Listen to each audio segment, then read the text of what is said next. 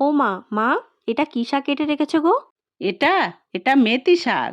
ওই যে তোর শাশুড়ি মা তোর ননদের বাড়ি থেকে এনেছিল, তার থেকে কিছুটা এই বাড়িতে পাঠিয়ে দিয়েছে। ও দিদিভাই পাঠিয়ে দিয়েছে।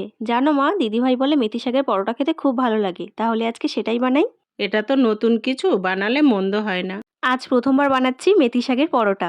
একটা পাত্রের মধ্যে আমি নিয়েছি 80% ময়দা আর 20% আটা। মশলা হিসেবে অ্যাড করেছি লবণ, চিনি আর একটু আদা রসুন থেতো করে দিয়েছি এর মধ্যে একটু জিরে মরিচের গুঁড়ো। আর এই যে মেথি শাকটা অল্প একটু লবণ দিয়ে হালকা কড়াই নেড়ে চেড়ে ভাজা মতো করে নিয়েছি। তার মধ্যে দিয়েছি একটু সামান্য ঘি ময়াম দেওয়ার জন্য। চিলি ফ্লেক্স থাকলে ভালো হয়, আমার কাছে ছিল না, তাই জন্য আমি লঙ্কার গুঁড়োটাই ব্যবহার করেছি। শুকনো অবস্থাতেই সবগুলো উপকরণ আগে ভালো করে মাখিয়ে নিতে হবে। তারপর আমি অল্প অল্প করে জল দিয়ে একটা সুন্দর করে ডো বানিয়ে নিয়েছি আর এটা রেস্টে রেখেছি 20 থেকে 25 মিনিট। ও মা, লেচিগুলো তো করে নিয়েছি, একটু বেলে দাও না।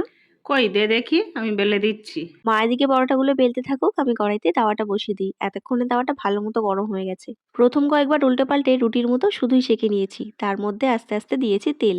এরপর পরোটার দুপিঠে 2 চামচ করে তেল দিয়ে উল্টে পাল্টে ভালো করে পোড়া পোড়া করে একটু ভেজে নিচ্ছি পরোটার মতো। লাস্ট প্রসেস তো এখানেই কমপ্লিট হয়ে গেছে। এরপর একে একে আমি অনেকগুলো পরোটাই নিয়েছি। তো এরপর সবাই বাড়ি আস্তে আস্তে টেস্ট করছিল আমি যতক্ষণ পরোটাটা ভাজছিলাম। সবাই বলেছে বেশ ভালো হয়েছে, আর তোমরাও অবশ্যই বাড়িতে ট্রাই করে দেখো। এটা সত্যিই আমাদের কাছে নতুন কিছু, আমরা প্রথমবার ট্রাই করলাম। প্রথমবার ট্রাই করার হিসেবে মানে বেশ ভালোই লেগেছে। তোমরাও অবশ্যই ট্রাই করো। আর মেথি শাকটা দিদিভাইদের বাড়ির দিকেই বেশিরভাগ হয়, মানে মা যখনই যায় দিদিভাই পাঠিয়ে দেয় বা অন্য কেউ গেলে। নতুন কিছু রেসিপি ট্রাই করলে আবার তোমাদের সাথে শেয়ার করবো। Do subscribe my channel. Till then, by.